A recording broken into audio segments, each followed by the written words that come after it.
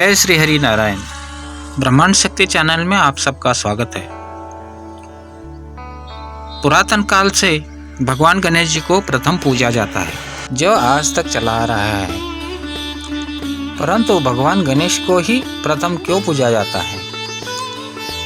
ऐसा ही प्रश्न एक बार मुनि अरज को पड़ा था, जो उन्होंने ब्रह्मा जी से पूछा कि हे प्रभु, गणेश जी की प्रथम पूजा क्यों की जाती है? आप कृपा करके मुझे बताएं। तब ब्रह्मा जी ने मुनि अरज को यह कथा सुनाई। ब्रह्मा जी बोले, हे विपेंद्र, भगवान शिव और जगतजननी पार्वती अपने पुत्रों के साथ प्रसन्न थे, उनमें परम प्रीति थी। एक दिन माता गौरी और भगवान शिव परस्पर विचार कर रहे थे कि उनके दोनों पुत्र विवाह के योग्य हो गए हैं, इसलिए अब उनका विवाह कर ही देना चाहिए। उधर दोनों कुमारों को जब अपने माता पिता की इच्छा का पता चला, तो दोनों के मन में अपने अपने विवाह की इच्छा जागृत हुई। दोनों कुमार माता पार्वती और शिव जी के पास जाकर विवाह के लिए विवाद करने लगे। अपने दोनों पुत्रों के इस विवाद से जगतजननी माता पार्वती और भगवान शिव जी असमंजस में पड़ गए, परंतु उन्होंने एक युक्ति खोज निकाली, जिससे कि पहले विवाह किसका हो इसका निर्णय हो जाए। दोनों पुत्रों को बुलाकर कहा कि तुम दोनों हमारे परम प्रिय पुत्र हो, इसलिए समान भाव से प्यार के भी पात्र हो। हमने प्रतिज्ञा की है कि तुम दोनों में से जो समस्त भूमंडल की परिक्रमा करके यहाँ पहले लौट आएगा, उसी का विवाह पहले किया जाएगा। अपने माता पिता के वचन सुनकर कुमार कार्तिकेय तुरंत पृथ्वी परिक्रमा के लिए चल दिए, किंतु गणेश जी वहीं स्थिर होकर बार बार मन में विचार करने लगे कि वह तो किसी भी तरह यह कार्य पूरा नहीं कर सकते।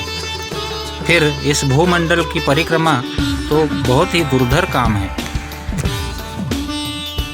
एक तो उनका स्थूल शरीर और उनका वाहन मूषक, इसलिए वे कुमार कार्तिकेय से पहले परिक्रमा पूर्ण नहीं कर सकते थे। इसलिए उन्होंने अपनी बुद्धि का उपयोग करके एक उपाय निकाला। स्नान आदि से निवृत्त होकर शिव और पार्वती से विनती की कि पहले मैं आप दोनों को सिंहासन पर विराजमान करके आपकी पूजा करना चाहता हूँ, अतः आप दोनों मेरे समीप विराज कर मेरी इच्छा पूरी करें। अपने पुत्र गणेश की ऐसी प्रार्थना सुनकर शिव और पार्वती दोनों सिंहासन पर विराजमान हो गए।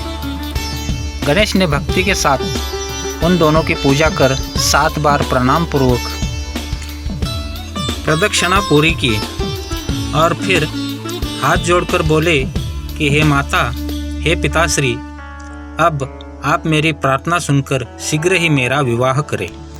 यह बात सुनकर भगवान शिव और पार्वती गणेश से कहने लगे कि जिस प्रकार कुमार कार्तिकेय भूमंडल की परिक्रमा करने गए हैं, वैसे ही तुम भी भूमंडल की परिक्रमा करके शीघ्रता से आओ। अपने माता पिता के ऐसे वचन सुनकर गणेश जी ने क्रोधपूर्वक कहा कि आप दोनों महाविद्वान और धर्म स्वरूप है।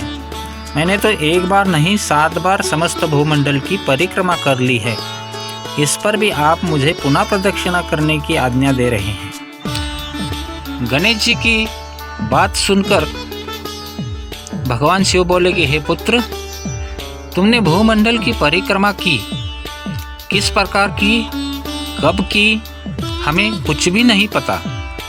प्रत्युत्तर में गणेश जी ने कहा, मैंने आप दोनों की पूजन कर 7 बार प्रदक्षिणा की है, क्योंकि वेद और शास्त्र कहते हैं कि माता पिता का अर्चन कर उनकी परिक्रमा करने से समस्त भूमंडल की प्रदक्षिणा का फल मिलता है। अब आप ही निर्णय करें कि यह बात कहाँ तक सत्य है।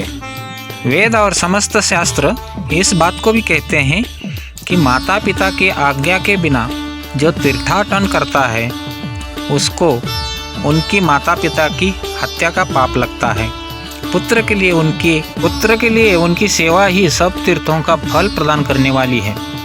पुत्र की स्त्री के लिए भी यही आदेश है। यदि आप यह बात नहीं मानेंगे तो सृष्टि के लोगों में भी शास्त्रों को असत्य माना जाएगा और साथ ही आपका सत्य स्वरूप भी असत्य हो जाएगा।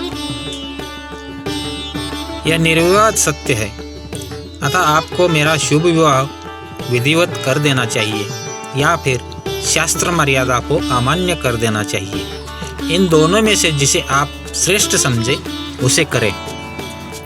बुद्धिमान गणेश इतना कहकर मौन हो गए। पार्वती और महेश्वर अपने आत्मज की तर्क संगत बात सुनकर परम प्रसन्न हुए और उनकी प्रशंसा करते हुए कहने लगे कि हे पुत्र, तुम सत्य कह रहे हो। निश्चय ही तुम्हारी बुद्धि तीक्ष्ण है। जो कुछ तुमने कहा है वह सर्वथा सत्य है, उसमें असत्य कुछ भी नहीं। सूर्य उदय होने पर अंधकार की भांति संकट आने पर भी जिसकी बुद्धि कार्य करती है वही धन्य है। वस्तुतः जिसमें बुद्धि होती है बल भी उसी में होता है। हे पुत्र, हम दोनों ने तुम्हारी बात मान ली है। तुम बुद्धि के सागर हो। सभी देवताओं में और किसी भी कार्य के शुभारंभ में तुम्हारी प्रथम पूजा की जाएगी। परंतु उधर जब कार्तिकेय को गणेश जी के विवाह की जानकारी हुई तो वह रुष्ट होकर तप करने पर्वत पर चले गए। माना जाता है कि आज भी माता पार्वती और शिवजी उन्हें मनाने के लिए उस पर्वत पर चले जाते हैं। ऐसे है बुद्धि के देवता श्री गणेश जी, जिनकी हम कोई भी शुभ कार्य करने से पहले उनकी पूजा करते हैं। उनके पूजन से ही हमारा कोई भी कार्य सिद्ध होता है। भगवान गणेश, माता पार्वती और शिवजी आपके परिवार की सदा रक्षा करें। आने वाला हर क्षण, हर पल आपके लिए आनंदमयी हो। आपका परिवार और आप हमेशा सुखी रहे, आनंदी रहे। ईश्वर आपकी रक्षा करे, इसी कामना के साथ जय श्री गणेश, जय श्री हरि नारायण। कथा अगर पसंद आ गई हो तो चैनल को लाइक, शेयर और सब्सक्राइब करें। धन्यवाद।